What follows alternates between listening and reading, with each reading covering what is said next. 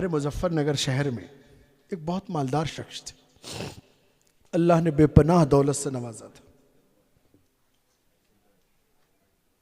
कोई बात,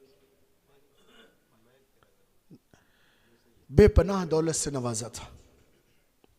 बड़े गौर से सुनने की बात है। एक आलिम पहुंच गए मौलाना असलम साहब जैसे, जाकर के कहा कि आपको अल्लाह ने बहुत दौलत और बिजनेस का एम्पायर दिया है, आपके बच्चे कितने? तो उन्होंने बड़े फख्र से कहा कि मेरा एक बेटा है। कहा अच्छा, कहा क्या करता है? तो वो इंग्लिश मीडियम में पढ़ता है। कहा बहुत बढ़िया। कहा उस बच्चे को क्या आप कुरान के लिए जितना वो स्कूल में और ट्यूशन में जाकर वक्त लगाता है 8 घंटे 10 घंटे, क्या 1 घंटे के लिए कुरान नहीं पढ़वा सकते? कहने लगे आप क्या चाहते हैं? जवाब देखिए उनका, आप क्या चाहते हैं? कुरान पढ़वा कर रसीद थमवा दूं, चंदे के लिए लगा दूं? मेरे पास दौलत की कमी नहीं, मैं क्यों उसको भेजूं? ये उनका जवाब था। मौलाना ने कुरान की आयत पढ़ के सुनाई, समझाया, उनके समझ में नहीं आई। दिन गुजरे, रात गुजरी, सर्दी का मौसम आया, वो बच्चा बड़ा हो गया, पढ़कर फारिग हो गया, उसकी शादी कर दी। शादी के बाद बीवी घर में आ गई, उसका एक बेटा पैदा हुआ, उस बेटे की उम्र 10 साल की हो गई। सर्दी का मौसम, इस बाप ने सारा बिजनेस का अंपायर अपने बेटे को थमा दिया, सारा अंपायर, कि अब तू संभाल। अब ये बेडरूम में साहब आराम करने लगे।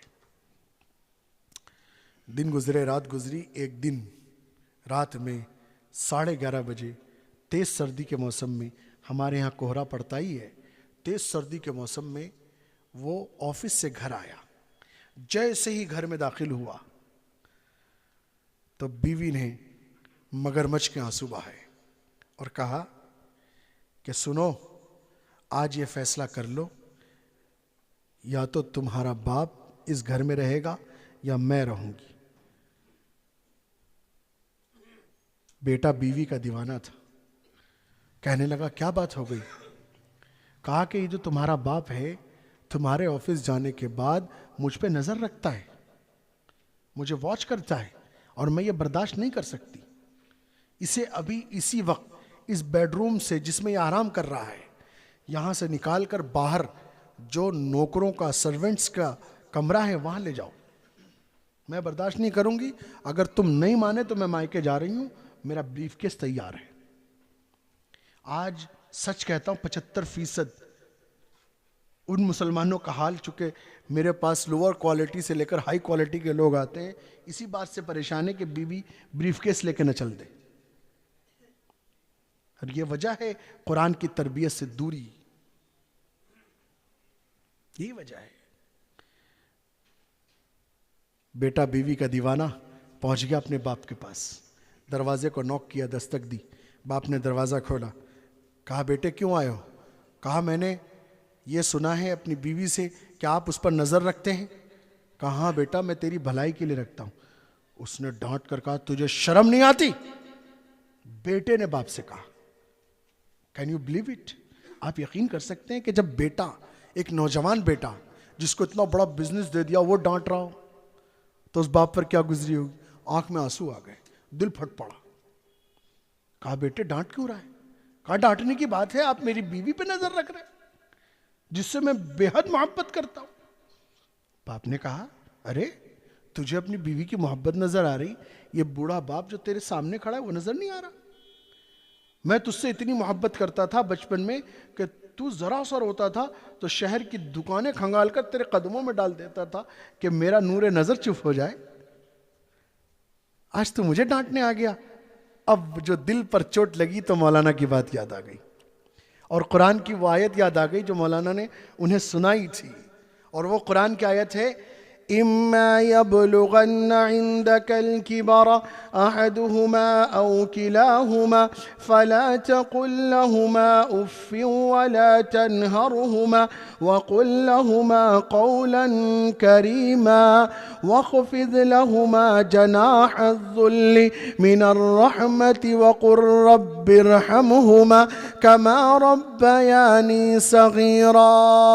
कुरान कहता है कि ए नौजवानों सुनो, जब तुम्हारे माँ बाप बुढ़ापे की उम्र को पहुँच जाएं या उनमें से कोई एक, तो उनसे नरम बात करो, मीठी बात करो, उन्हें डांटो मत, उन्हें फटकारो मत, उनके सामने अपने बाजू फैलाए रखो, उनकी खिदमत करते रहो और उनके लिए दुआ करते रहो कि ए अल्लाह मेरे माँ बाप पर तू इस तरह रहम फरमा जिस तरह इन्होंने बचपन में मेरी परवरिश पर रहम फरमाया था। अब याद आ गई उनको, याद आ गई कि काश मैंने मौलाना की बात मानी होती तो कुरान पढ़ा दिया होता, तजवीदुल कुरान में भेज दिया होता, मौलाना असलम की खिदमत में बिठा दिया होता और उस मदरसे की खिदमत कर ली होती, माल से खिदमत कर ली होती, दूसरे बच्चों को हाफिज बनवा दिया होता, तो यह दिन न देखना पड़ता। बेटा कहने लगा अब्बा इस बेडरूम से निकलो, बाहर जाओ। कहा बेटे मुझे कह रहे हो, ये मेरा घर है। कहा आपका था, अब इसका मालिक मैं हूं, बिजनेस मैं चलाता हूं, आप नहीं, अभी जाइए। बाप बेचारा मजबूर, बेटे का तेवर देखकर वो घबरा कर कहने लगा बेटे एक बार सोच ले। कहा सोच लिया, मेरी बीवी चली जाएगी, अभी जाओ। रोता बिलखता बाप बेडरूम से निकला, नौकरों के कमरे में शिफ्ट हो गया। फिर दिन गुजरे, रात गुजरी, सर्दी का मौसम, देर से घर आया, बीवी ने अपने दहाड़े मारकर आंसू बहाए। कहा आज फैसला करो, अभी इसी वक्त अपने बाप को घर से बाहर निकालो वरना मैं चली मायके। कहा अब क्या हुआ?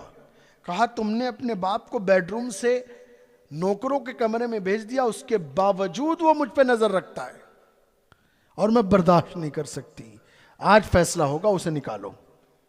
बेटे को तो इतना गुस्सा आया कि वो फौरन भागा हुआ अपने बाप के कमरे में पहुंचा और जैसे ही बाप ने दरवाजा खोला हाथ उठाकर गाल तक लाते लाते रोक लिया। सोचो उस बाप पर क्या गुजरी होगी। और ऐसे पता नहीं कितने वाकयात हमारे सामने आते हैं, जुल्म होता है। बाप ने जब ये मंजर देखा तो आंख में आंसू आ गए। कहा बेटे आज क्या हुआ? कहा उसने कहा है कि या तो आप इस घर में रहेंगे या वो रहेगी। कहा बेटे एक बात बता दूं, मैं तुझे सुबह बताता, एक राज जो तुझे बताना चाहता था। मैंने सोचा कि तू ऑफिस से थका हुआ घर आएगा, अभी बताऊंगा तो तुझे टेंशन हो जाएगी, सुबह बताऊंगा ताकि तू आराम से सुनकर सही फैसला कर सके। लेकिन उसने तुझे रात को ही वरगला दिया। बात दरअसल ये है कि तेरे ऑफिस जाने के बाद तेरी बीवी किसी से फ़ोन पर कांटेक्ट करती है और कई घंटे तक बात करती है फ़ोन पे और फिर चली जाती है और तेरे ऑफिस से लौटने से पहले घर में दाखिल होती है। मैं कई दिनों से सोच रहा था, मैंने उसका पीछा किया तो देखा कि एक पार्क में गैर मर्द के साथ वो बात कर रही थी, मिल रही थी। मेरी ज़मीर ने मुझे ये ललकारा कि मैं अपने बेटे को बचाऊं और इस बात से आगाह कराऊं। मैंने इरादा किया कि तुझे सुबह बताऊंगा, रात को बताऊंगा, तुझे टेंशन होगी। ये सोचकर मैं जाकर सो गया, लेकिन तेरी बीवी ने तुझे पहले ही भड़का दिया। बेटे बात यह है कि मैं तेरी भलाई के लिए उस पर नज़र रख रहा था। बेटे ने जब सुना तो गुस्सा उसका आसमान पर चढ़ गया। कहने लगा कि आपको शर्म नहीं आती कि अपने आप को इस घर में रखने के लिए मेरी बीवी पर इल्जाम लगा रहे हैं? अब आप इसी वक्त फौरन निकलिए, अब मैं बिल्कुल बर्दाश्त नहीं कर सकता।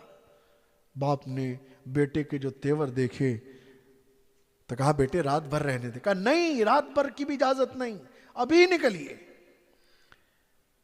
कहा बेटे इतनी सर्दी के मौसम में कहां जाऊंगा? कहा मुझे नहीं पता, आप जाइए, मेरी बीवी चली जाएगी। कहा तुझे बीवी की मोहब्बत याद आती है, बाप की मोहब्बत और शफकत को भूल गया? कहा बस इमोशनल ब्लैकमेल ना कीजिए, आप जाइए।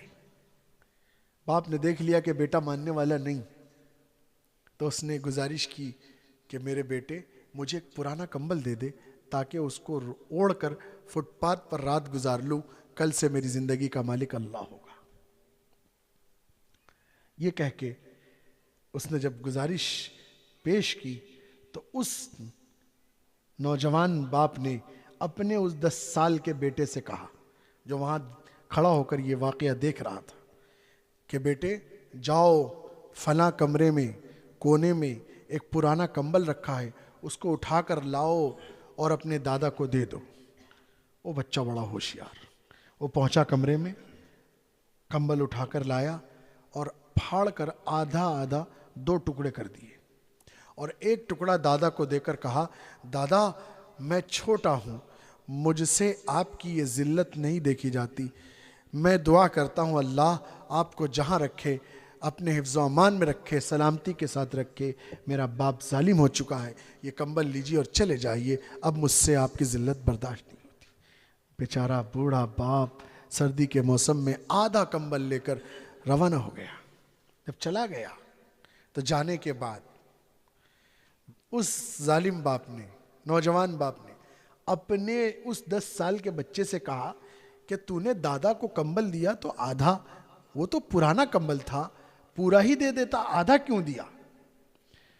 उस बच्चे ने जो जवाब दिया है, इस इजलास की कामयाबी है, यही कामयाबी है बस। उस बच्चे ने कहा, अगर आपको जवाब सुनना है तो जैसा मैं कहूं वैसा ही बोलिएगा। कहा ठीक। बच्चे ने कहा कि अब्बा मैं जब बड़ा हो जाऊंगा तो आप मेरी शादी करेंगे? कहा हाँ करूंगा। कहा अब्बा जब शादी करेंगे तो सारा बिजनेस मैं संभालूंगा? कहा हाँ सब तेरे लिए कमा रहा हूं, तू ही संभालेगा। कहा आप इस बेडरूम में आराम करेंगे? कहा हाँ मैं करूंगा। कहा उस वक्त सर्दी का मौसम होगा, मैं घर आऊँगा, मेरी बीवी घर में होगी और जैसे मैं आऊँगा वो मुझे भड़काएगी जैसे अम्मी ने आपको भड़काया, और उस वक्त मैं आपसे लड़ूंगा और आपको बेडरूम से निकाल के नौकरों के कमरे में भेज दूंगा। बाप कहने लगा कैसी बात कर रहे हो? तो बेटे ने कहा तारीख दोहराती है, तारीख बदला जरूर लेती है। अब्बा भूलिए मत, जो जुल्म आपने किया है तारीख इसका बदला लेगी। कहा क्या मतलब है तेरा?